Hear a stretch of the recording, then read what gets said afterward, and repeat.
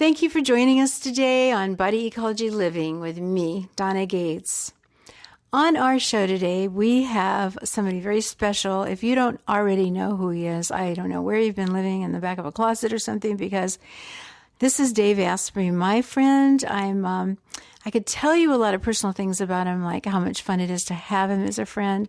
He's one of those people that is so curious about everything in life. He wants to know about everything. He's always, out there snooping for the very best information and even gadgets in the world. So when you get together with him, it's always a fascinating conversation, as I'm sure it will be today.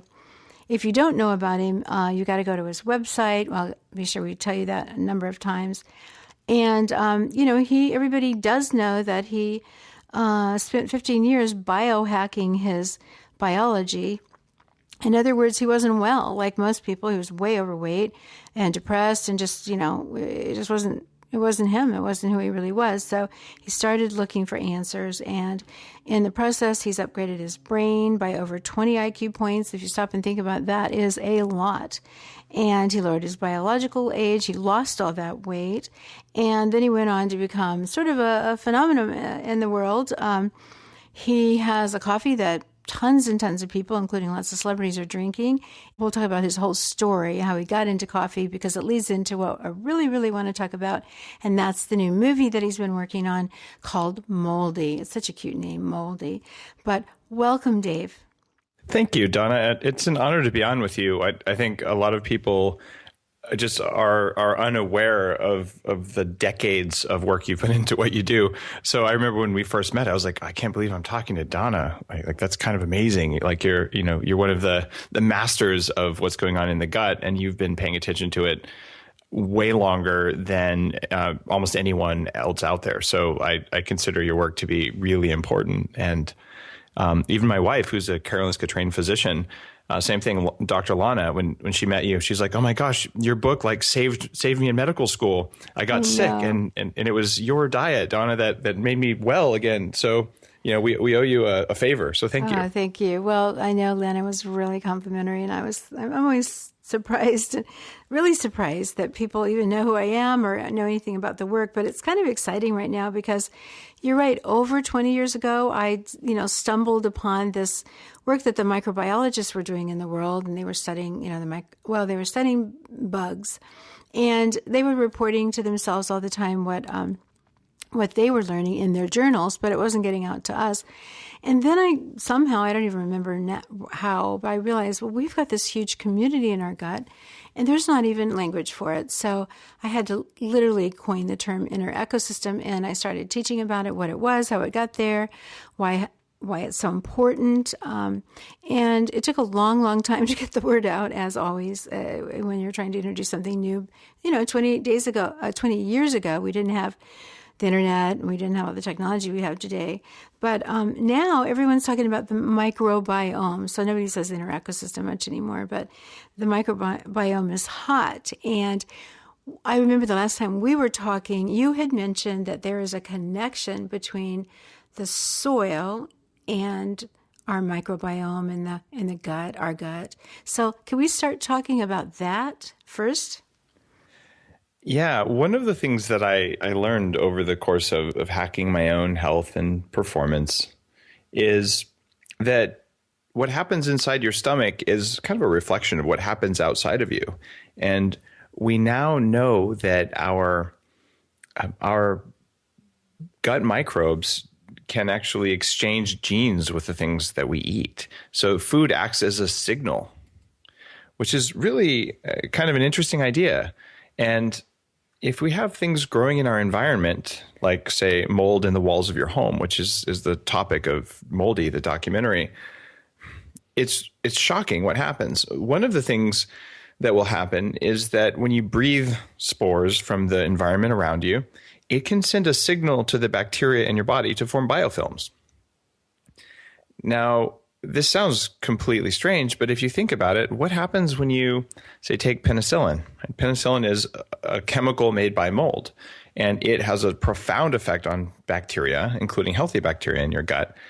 And so it kills those bacteria, right? That's it the kills effect it's them. having? Mm-hmm. Yeah, it kills them. So basically you can wipe out your good bacteria when you take penicillin. But what if there were other effects? For instance, if a fungal toxin like penicillin stresses your gut bacteria, what does that mean? Well, they respond like any life form to stress. They become more aggressive. They create more toxins. And in the case of some bacteria, they can actually band together and create protective barriers in a little rudimentary circulatory system. And a biofilm is really kind of a scary thing inside the human body. It's been a major problem with medical implants because they get a bacteria on the surface, and these bacteria cover themselves so that antibiotics won't reach them.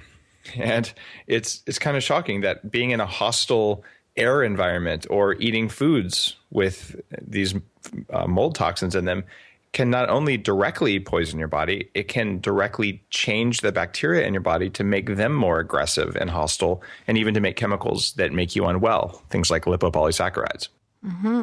So let me just kind of make sure I understand that, because it's a real interesting new way of looking at something I've never thought about before. So let's say you take penicillin, and it's going to produce, if you just swallowed it, it's going to kill everything down in the gut right away. But if you're around it, it's producing something that once the bacteria get exposed to that something, they change and they get stressed out and they become warlike, bad, like if you stress me out, it would bring up my anger, ready to go to war side, I guess. And so there we are, the bacteria has changed. And then to protect for the bacteria to protect himself or herself, whatever, they build a wall around them. And now, if you really did have to use an antibiotic, you can't get into that wall, which is like a castle, really, surrounded by this wall. You can't get into the castle to get rid of the bad guys, right?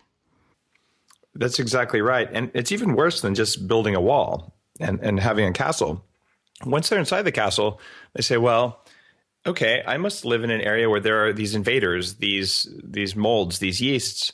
So not only do I have a wall to protect me, I'm going to go on the offensive. I'm going to make some toxins that will poison my enemy, those yeasts, those fungus, or those fungi.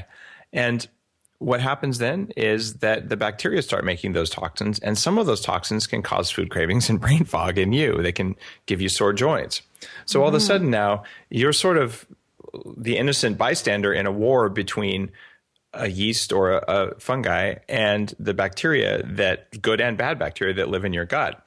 And you can be injured as an innocent bystander in a war because these two different life forms are basically lobbing chemicals back and forth at each other. And some of those chemicals cause inflammation in your body. They can trigger autoimmunity, where your immune system starts to attack different parts of your body. They can trigger food allergies, and they can just make you tired and foggy all the time. And that's not a good thing.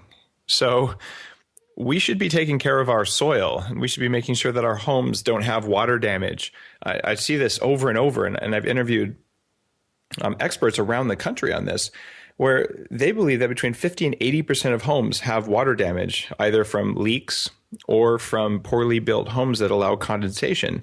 15%, 1.5 or 5.0? 50 to 80. Oh, wow. It's because we changed our building standards to have these sealed buildings that are energy efficient. And then we go inside them and we breathe, and we put moisture out when we breathe. But if the walls aren't well sealed on the inside, then you get this moisture inside the wall, and it's cold outside, it's warm and moist inside, and you get a layer of condensation. And that layer of condensation grows black mold, or a poorly vented dryer, or a leaking shower. I just bought a 15-year-old house. Every bathroom had toxic black mold behind the showers, and the crawl space was full of mold. And so this is so common, and people don't understand that it's affecting their gut. It's affecting their brain. And 1 in 3 of us, approximately, has genes where we're doubly impacted. The rest of us, we just don't feel as well, or we just get colds. We just need more sleep. We're not quite ourselves. We're diminished, but we're not really, really taken out. And then for the third of us with those genes, we get chronic inflammatory response and generally stay inflamed sometimes for years. And we get autoimmunity and all sorts of chronic diseases. And we get even worse dysbiosis, which is what happens when you get the wrong bacteria growing in your gut. So there's a seamless connection between what's in your environment and what's in your gut. And the two big signals there in the environment, number one is what you eat. Number two is what you breathe. And this is why paying attention to what bacteria and what fungi or yeast you allow into your body is really important. Because it's one thing if you eat something that has a toxin on it. Okay, the toxin goes through, you work on removing the toxin from your body, your liver and kidneys and skin get rid of it eventually.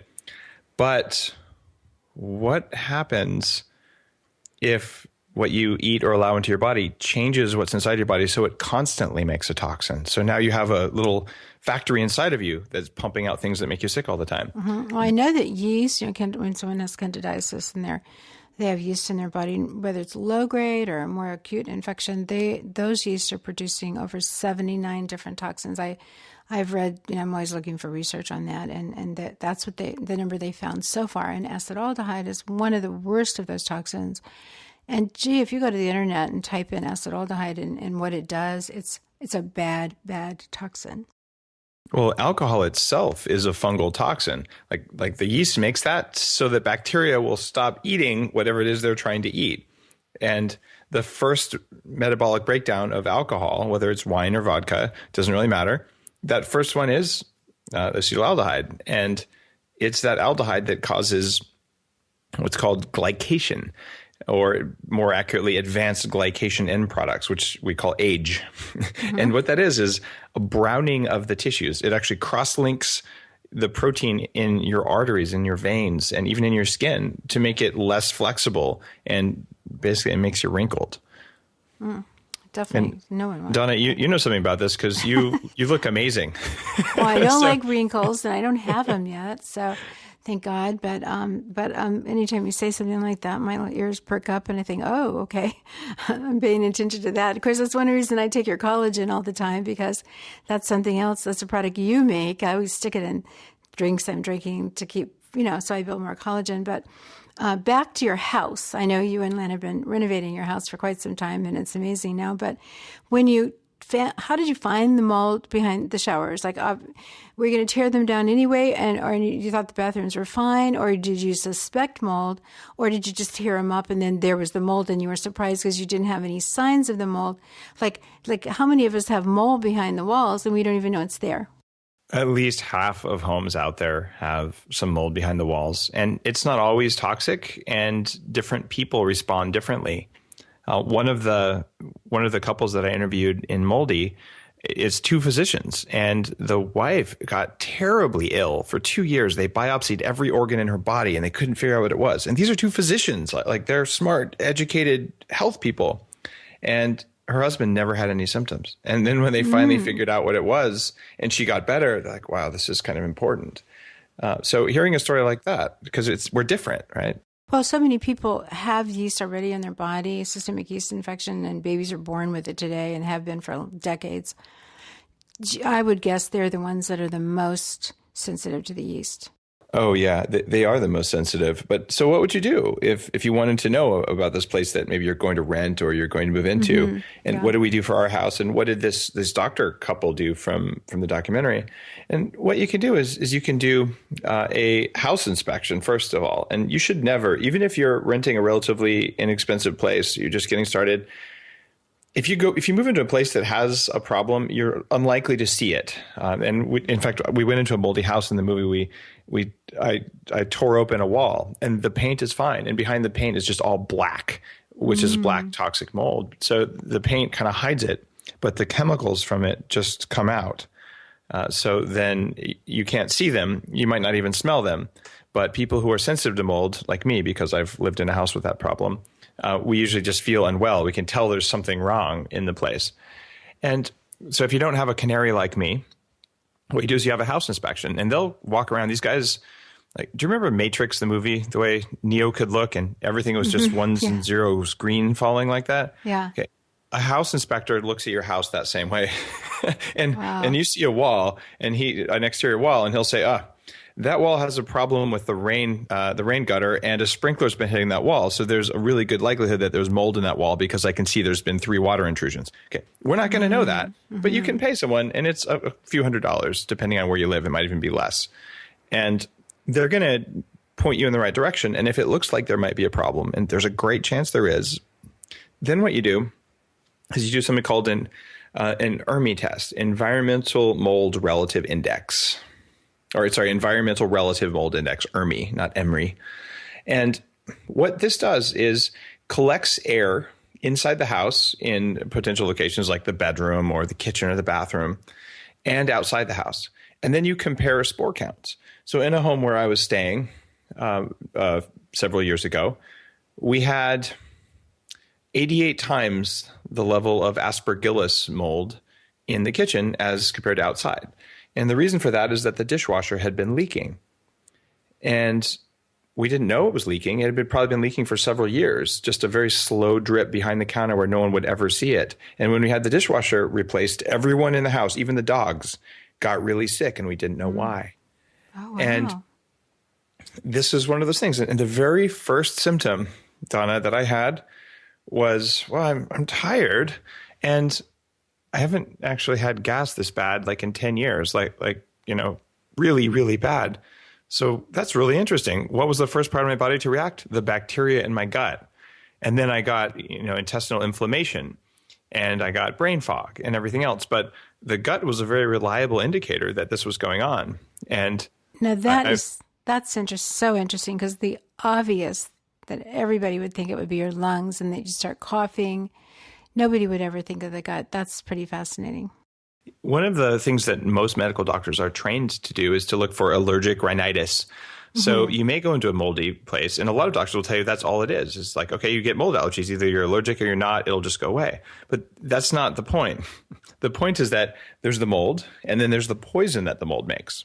And the poison that the mold makes has a biological effect that triggers your immune system to start making inflammation, and it won't stop unless you take really kind of unusual steps to help your body clear it. And one of the things that helps is a high-fat diet and ways to bind toxins in the gut, things like the coconut charcoal and anything that helps with toxin excretion, and even just having things that help your gut bacteria stay healthy. So taking appropriate, carefully fermented beverages like the ones that you make, Donna, that can really help your gut, because your gut balance has been thrown off by basically inhaled antibiotics. And until you fix the gut and you address those toxins that are recirculating in the body, it's very hard to feel good again. And when I say feel good again, what you're feeling is not just like swelling, inflammation, you gain weight really quickly, you're tired, but you're cranky, you have nightmares, you're mean to the people around you, you feel hopeless. Like there's psychological things that happen from this because you're dealing with a chemical substance. This is a mind-altering drug. It's also gut-altering. That's amazing. Well, I know Dawn, your right-hand man, who's a woman, of course, and she was telling me a story. She moved into an apartment and she wasn't feeling good. And then she told you that, and you said, it's mold. It's probably mold. And sure enough, it was. So they moved her into a different place. And what was always kind of impressed me about that was that you knew right away that it was mold. I mean, I wouldn't have thought of that. I would have thought she just had something wrong with her at the moment because she had something wrong with her. Not that where she was, she's a very strong, hardy person normally anyway, but I wouldn't have linked that right away. So those two together, like, I would have blamed it on something else. How did you know that? Like, what made you think, Dawn, it's a mold problem? Donna, when I work with a few of the high performance, like executive or celebrity style coaching clients that I work with, so many times someone says things just aren't right. And I ask them the same questions. Did you start working in a new building? Did you move to a different house? Have you spent time in a house that smelled like a fish tank or with obvious water damage? And almost always for the people who have that, things just aren't the same. I just don't have my vigor. Like something's wrong. I don't know what it is. I have a few extra pounds that won't go away. Like I'm not down for the count. I'm just not as good or as bright as I should be. That's so common. And because Well, approximately a third of us have genes that make us even more susceptible. The rest of us can still get sick from these buildings, and like half of buildings have a problem, and we don't know how big the level is in one home or another, and we don't know how an individual will react. And it's so weird because there are people who could walk into that contaminated apartment that Dawn had rented, and they would not react to it. They might get cancer if they stayed there for 2 years, but they wouldn't feel the symptoms that Dawn was feeling. And in this case, this was a professional, high-end, well-maintained apartment building run by a big property management company with, 1,000 different apartments in it. So what happened? Well, when a contractor had been doing work, the neighboring unit's dryer vent was supposed to vent outside to let all that hot, moist air out, but instead it vented into the wall behind her kitchen. So there was a little bit of black, probably Stachybotrys, the worst of the worst mold that was there in the kitchen. You just see it like a little bit of fuzz around a few cracks.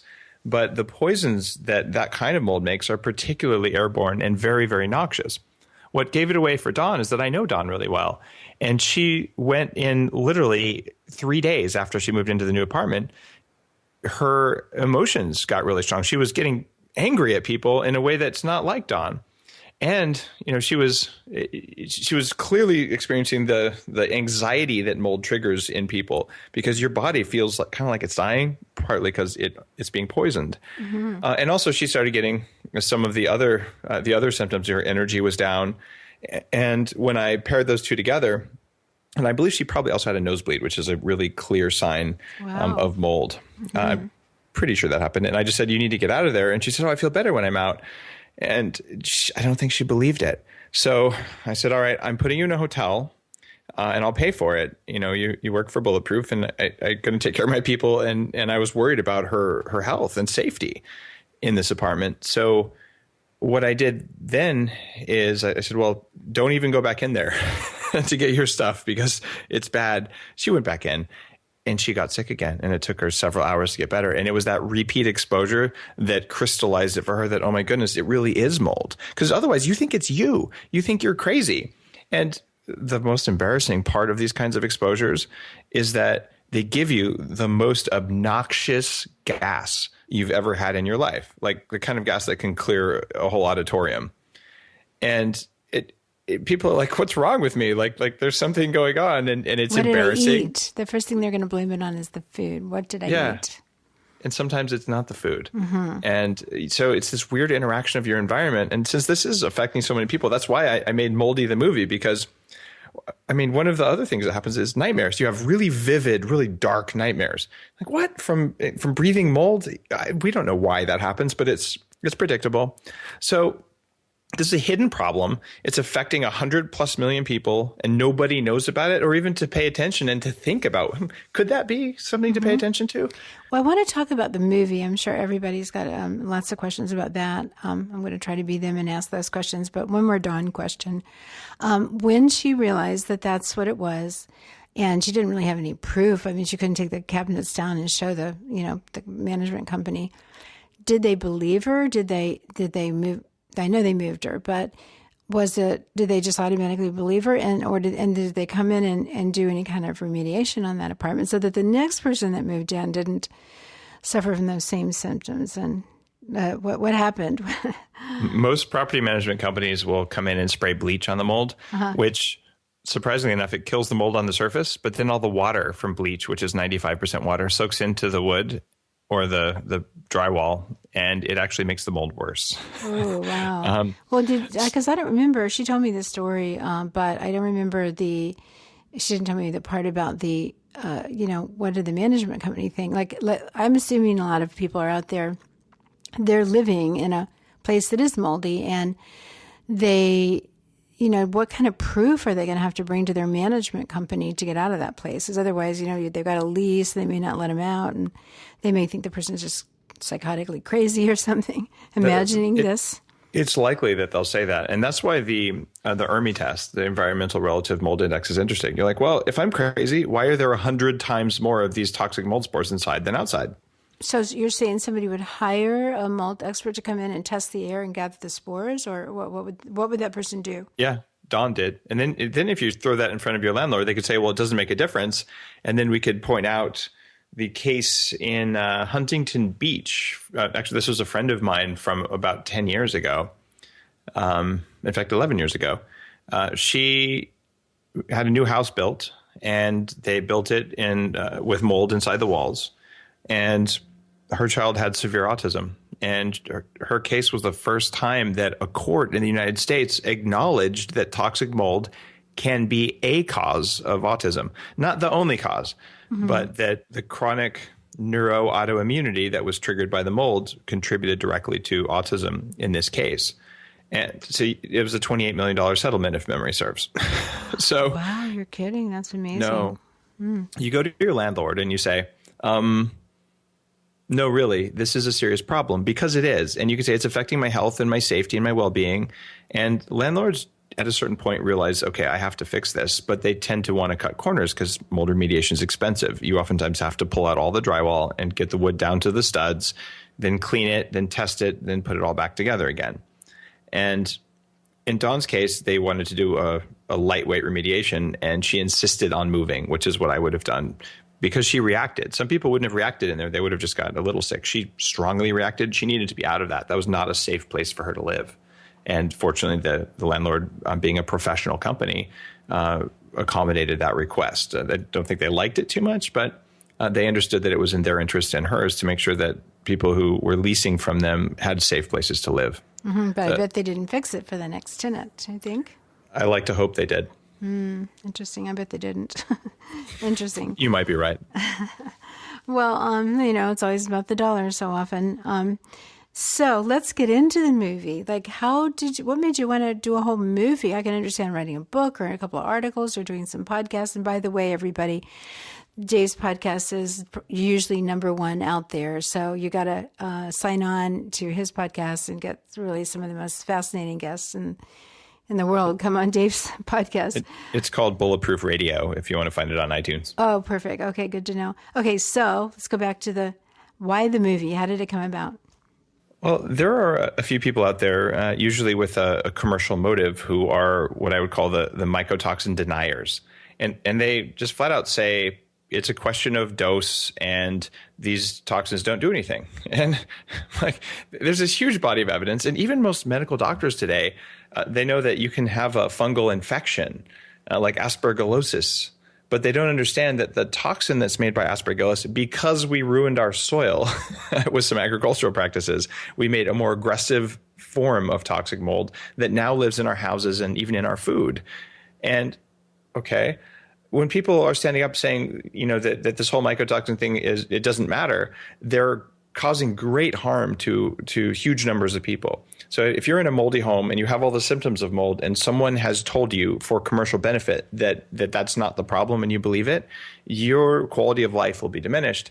And I just don't think that that's okay. And I realized that the most effective way to show this was not to write a blog post. I've written blog posts with 30 and 40 references about mold, and people still just gloss over it, say there's no such thing. But when you see physicians who are talking about the effect of mold on them, what happened to them, when you hear guys like Daniel Amen, who's a very well-respected brain doctor, and Mark Hyman, who's a very well-respected functional medicine doctor, who are in the movie saying, yes, when I see patients who have this kind of exposure, I see toxic brain signs. You can see the difference.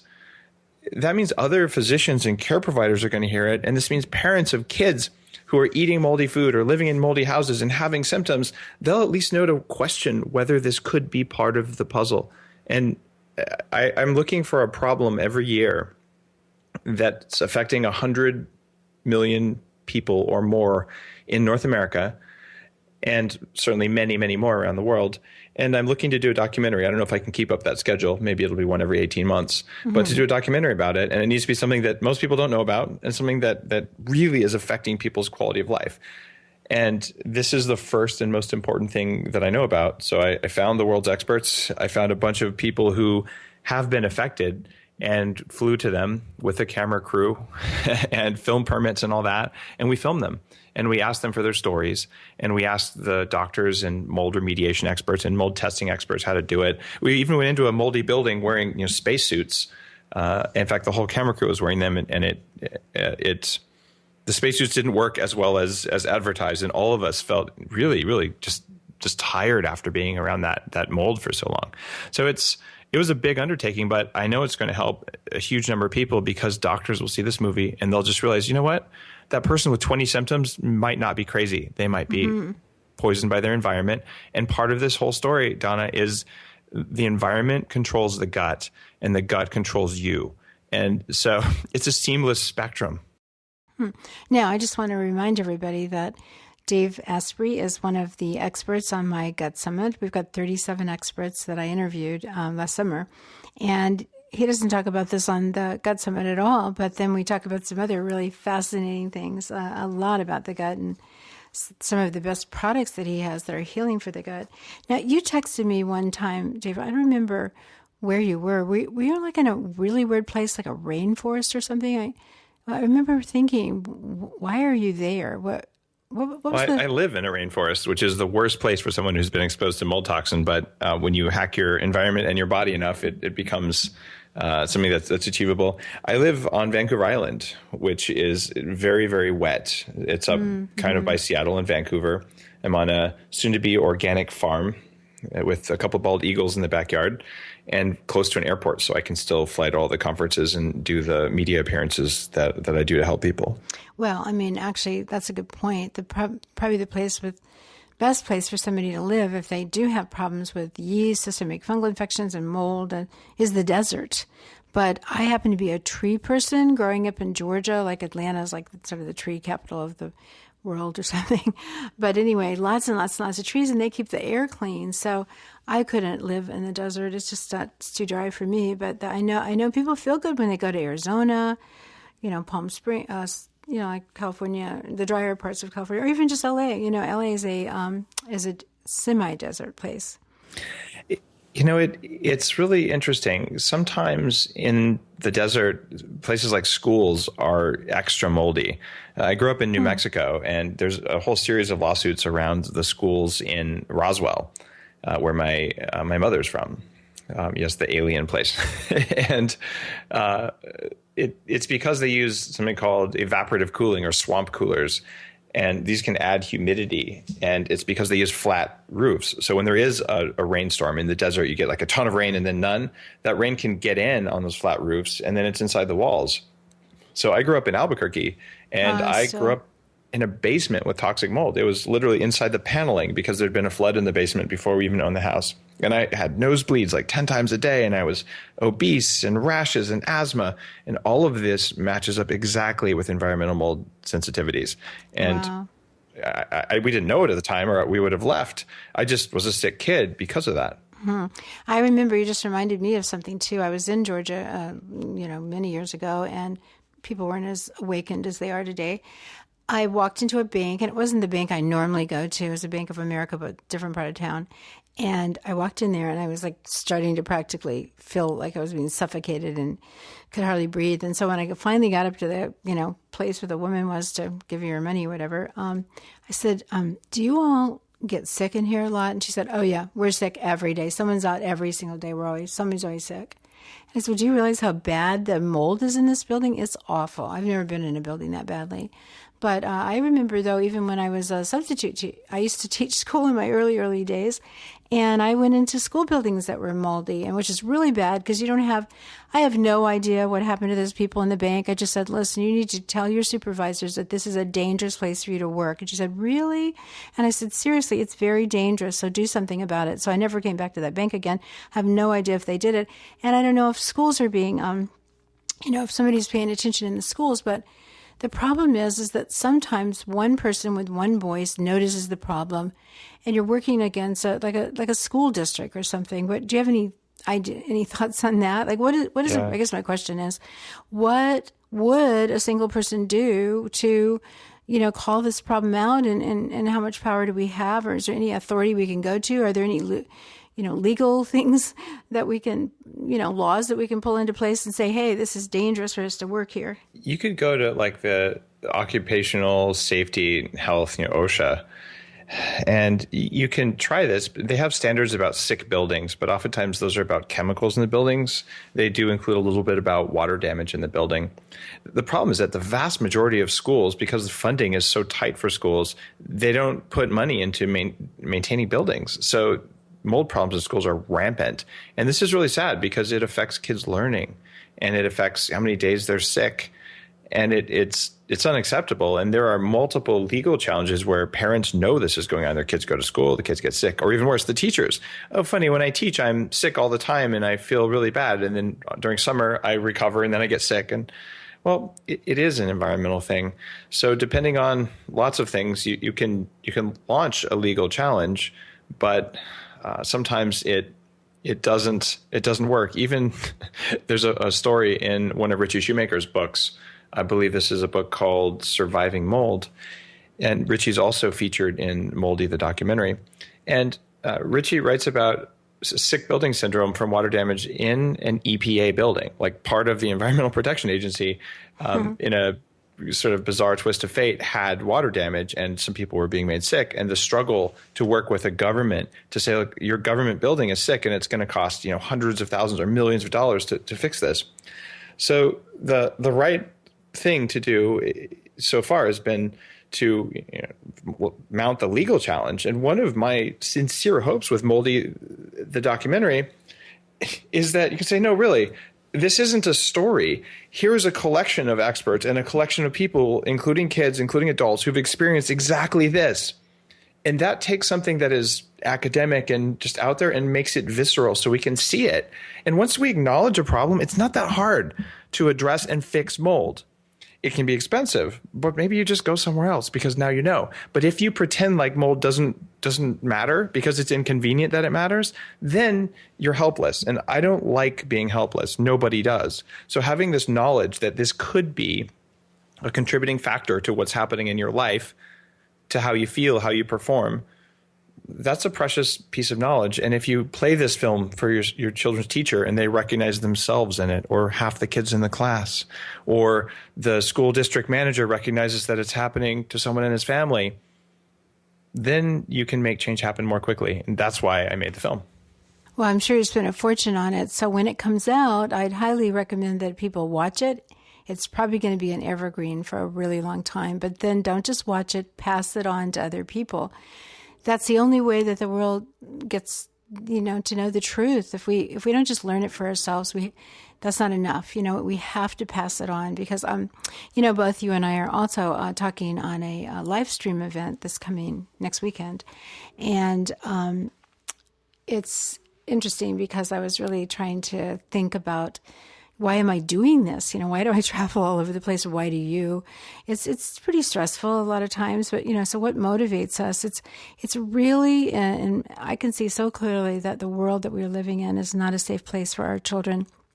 Theo Colpin wrote a book years ago called Our Stolen Future, and I can see that our children, we've stolen their future. And so, like you said, the soil is ruined, the buildings we're living in are moldy, people have a lot of yeast in their body, they're born with it, the food is deficient. I mean, it's a mess, the water, the air, everything's messed up, but we can turn it around. We can turn it around if everybody plays a role in making that happen. So I love it that you've made this commitment to keep making these, Dave. I love that. And do you know what your next, do you already have on your radar screen what your next, what would you call it, movie or documentary is going to be about?